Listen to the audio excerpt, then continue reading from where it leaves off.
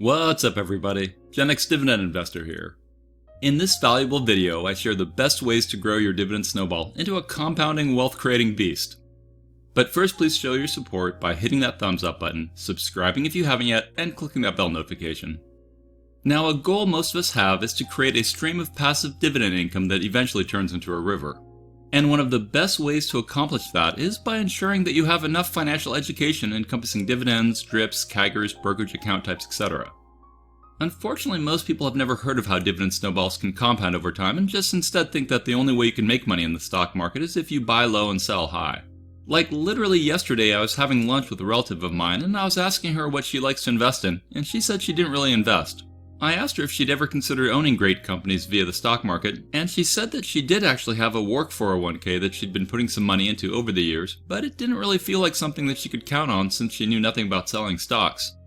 But worse than that was the fact that the market keeps crashing, and that reality made her feel like stocks were kind of pointless and that it would be better to just save up more cash in the bank.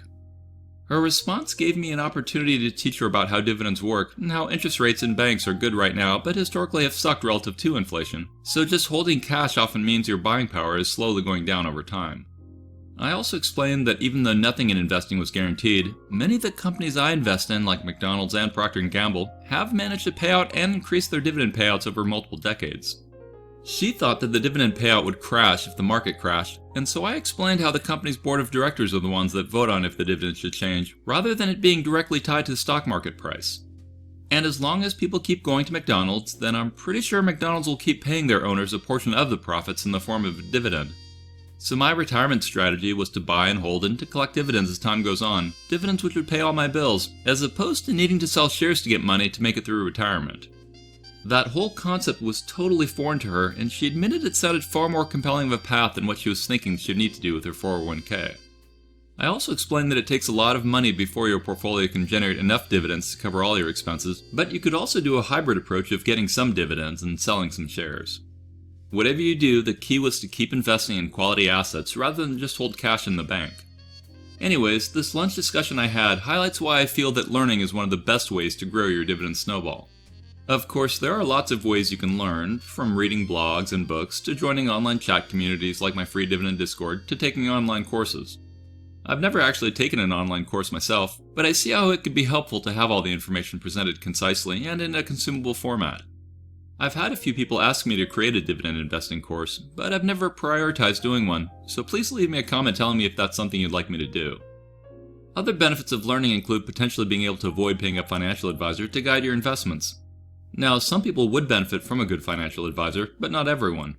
Regardless, you want to learn about things like taxes and account types and dividend types and such, all of which can accelerate your dividend snowball potential. And after learning, you gotta actually invest, even if you only have small amounts of money to invest. Sometimes I'll get comments from people who say that the problem with dividend investing is that it's too slow or that the amounts are too small, and that tells me that the person probably isn't thinking long term, which is how I recommend everyone look at investing. And so forget about the get-rich-quick stories of the person who got into Bitcoin when it was $1 and sold out at $50k a coin, or the guy who put everything on AMC and blah blah blah. Instead, accept that investing takes time, ideally decades, and dividends start out small. Investing is not about gambling, which is what short-term traders and penny stock chasers do. No, investing is about owning quality businesses for the rest of your life, acquiring them ideally when they're on sale. One positive aspect about investing for the long term is that you shouldn't really be worried when there are market crashes, because if you're not selling, then why do you really care? Instead, you'll start to see market crashes as an opportunity to buy more, rather than be freaked out when your portfolio has fallen. Long-term investors want their money to work for them, compounding in the market for 20 years or more, perhaps generationally. And that speaks to one of the best ways to grow your dividend snowball, which is time, and specifically investing more as time goes on. This portfolio growth simulator tool I built shows you what I mean. Let's pretend you started with 100 shares of a stock that cost $100 a share, thus a $10,000 portfolio. Let's also assume that stock has a 3% starting yield, a 7% dividend CAGR, that it appreciates 7% a year, and let's input that you invest $400 a month to buy more shares. So initially your dividend income would be $300 a year. Pretty small, but better than nothing. That's what she said. Okay, and we can see estimates for how your dividends could grow over time, both if you were spending your dividends or if you were dripping them to compound your growth even faster. Like if your drip was off, then by year 20 you'd have gone up to 231 shares due to slow and consistent out-of-pocket investments, and your portfolio would be worth about 83 grand, and you'd be yielding about 2,500 bucks a year. But if you had been reinvesting your dividends in addition to out-of-pocket investing, then you'd have 890 shares worth 322 grand that yielded 9,660 bucks a year. At year 30 you could have 253 shares via no drip, or 1,303 shares via dripping. That means a portfolio worth 180k if no dripping versus 927k with dripping. Clearly having a drip on really accelerates the growth of your dividend snowball and is one of the best ways to grow it. Now, it's easy for me to say to just invest and drip for decades, but doing anything for decades can be quite challenging. You'll need strong commitment skills to stay consistent with investing over the long term, coupled with some luck, and if you fall off the horse, which you probably will, then you'll need the fortitude to get back on it. You'll need to ride that bad boy until you get where you want to go. That's what I said. And it goes without saying that you want to invest in companies that you believe will be able to grow well into the future, because nothing grows a snowball like a company that delivers healthy dividend increases over long periods of time, ideally along with a decent yield. That also means that to ensure long-term portfolio growth, you'll want a diverse set of stocks with great track records, so that even if one or two of them falters, the others will keep letting your snowball grow. Now, a great way to increase the rate at which your dividend snowball grows is if you can drive more money into it. That means focus on your career, and maybe consider starting a side hustle, which can hopefully eventually generate more income than just your job, all of which you can pour into your investments. But there is another way to grow your snowball, and one that most career people neglect, and that's to live frugally and to hold the line as you make more money, and then drive that delta into your investments. My advice is to live like Warren Buffett, i.e. live frugally, and that will enable you to invest more money into your dividend snowball to grow it faster. Take a listen to this video from a Berkshire conference. Warren lives in the same house he bought for a very modest price, what, in 1950 something? I bought it in 1958, and you moved into yours about 1960, didn't you? Yeah, and I paid more. But he designed his own. He designed his own house. He did not pay an architect, right? I did. I paid an architect $1,900. It was as much as 30% of the normal price. Yeah. Notice how he remembers the details. No, I have everything in life I want. It's a very simple thing. If there's anything that money could buy, there are things money can't buy. But if there's anything money could buy that I wanted, I'd do it this afternoon. I wouldn't have any problem with that at all. I do not think that standard of living equates with cost of living beyond a certain point. I mean, up to a certain point, there's no question that it does. I mean, in terms of having good housing, good health service, good food, everything. But good transportation. But there's a point, I think, if anything, you start getting inverse correlation. My life would not be happier. In fact, it'd be worse if I had 6 or 8 houses, or a whole bunch of different things I could have. It just doesn't correlate, and so having everything I have, I mean, you can't have more than that, and that doesn't really make any. It makes a difference up to a point. I mean, you can start thinking a lot differently when you got to X, but when you get to 10X or 100X or 1,000X, it just doesn't make any possible difference. But, Charlie, the frugality basically has helped Berkshire. So be frugal like Buffett. In fact, Bill Gates said that Buffett once pulled out coupons to pay for a McDonald's meal. Now that's frugal. Buffett is known to drive a 2014 Cadillac. But why not get a Bentley or something? Why be so frugal?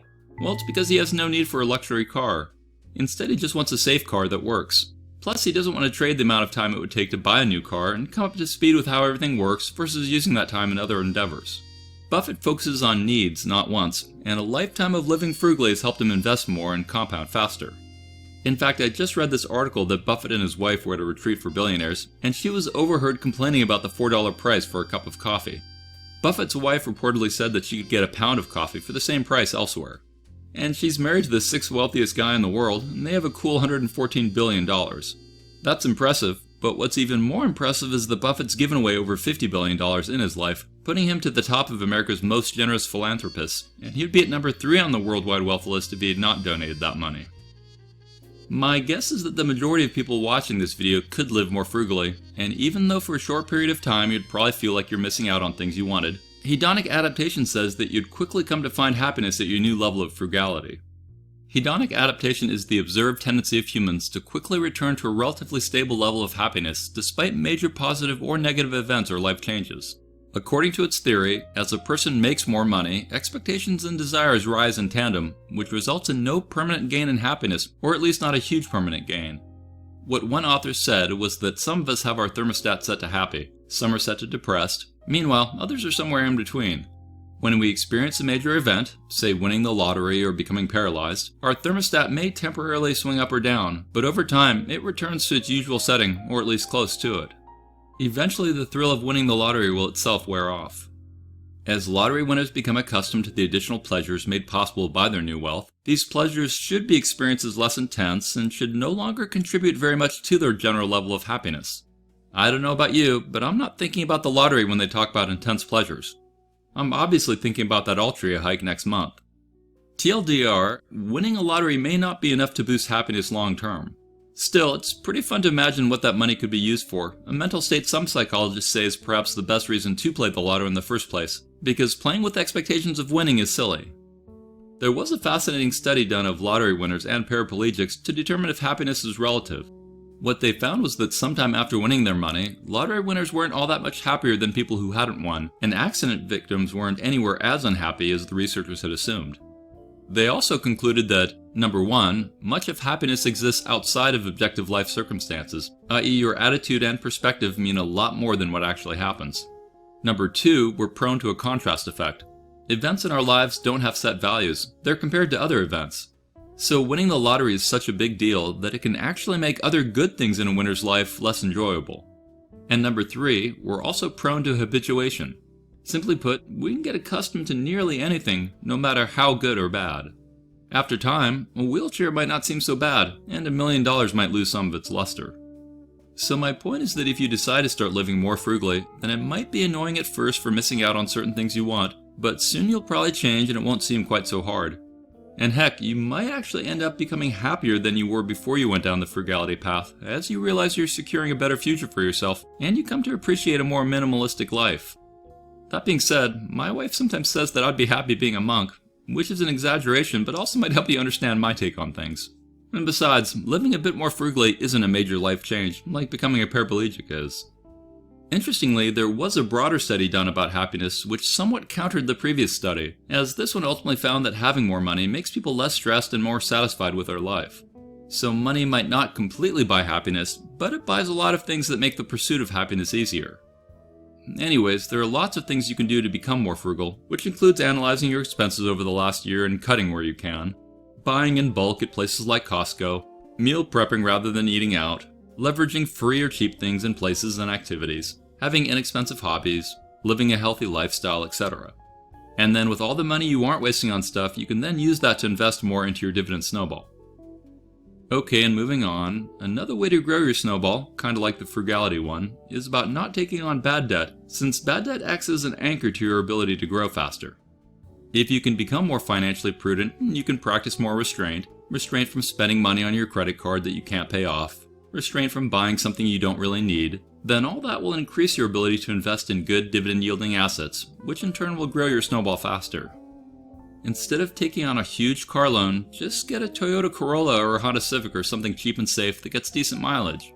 Other than your house and car loans, both of which you should take on conservatively, don't buy what you can't immediately pay off. Don't waste money on credit card interest. And just control yourself. Control your emotions, which itself is another critically important skill to master in order to optimize your growth, i.e. mastering your emotions. If you're emotional about investing, you're not going to do well. Don't take my word for it, listen to Buffett. If you're emotional about investment, you're not going to do well. You may have all these feelings about the stock has no feelings about you. So you need to be wary of FOMOing into something just because everyone else is jumping into it. You want to guard against selling just because others are. Chuck over at FastGraphs just did a video on AT&T and Verizon, and he left a comment in that video that I think is worth repeating. He said, "The stock market has got to be the weirdest market in existence. It is the only place where people go to buy things and hate it when things go on sale. They love it when the things they want to buy are insanely overpriced, and run in fear when they become great bargains. Two stocks that are currently experiencing this bizarre mentality are the telecommunication companies AT&T and Verizon. Neither of these stocks are growth stocks. Instead, both act more like slow or low-growth utility stocks. And like utility stocks, their attraction is with the dividend income they provide. In short, investors should think of these more like bonds with a kicker than as capital appreciation opportunities. So my take is that for the people who are selling now because things are so battered down, might be the ones who have let their emotions get the better of them. Now, I'm not advocating for you to invest in AT&T or Verizon. I'm just saying don't let your fear or greed or ultimately your emotions sway your investing decisions. Moving on, another great way to grow your dividend snowball is by leveraging retirement accounts, whether they are traditional IRAs or Roth IRAs or whatever you might have access to. Owning dividend stocks in a retirement account that has its strip on is like a magical compounding machine. You don't worry about taxes year over year, and you can kind of sometimes just let it do its thing, and as the years go by, you'll probably be blown away at how it grows. The compounding often keeps growing faster and faster, both as the drip buys more shares and as dividend hikes happen, further compounding things. Retirement accounts are truly a great way to grow your snowball. And one of the most common retirement accounts are 401ks, and a mistake you want to avoid doing, which is something about 40% of people do, is cash out some or all of their 401k when they leave a job, which is what happens according to a Harvard Business Review study. In fact, about 85% of the people who tap their 401k withdraw all of the funds. But if you can avoid that quick cash and instead just roll your 401k over into your retirement account, then you can ensure your investments continue to grow your wealth compounding machine. And another classic mistake that some people make with their 401ks is when they change jobs multiple times and gradually lose track of their old 401ks, which then can slow down their overall snowball growth. I just saw an article this morning that says that over 20% of 401k plan funds are lost or forgotten.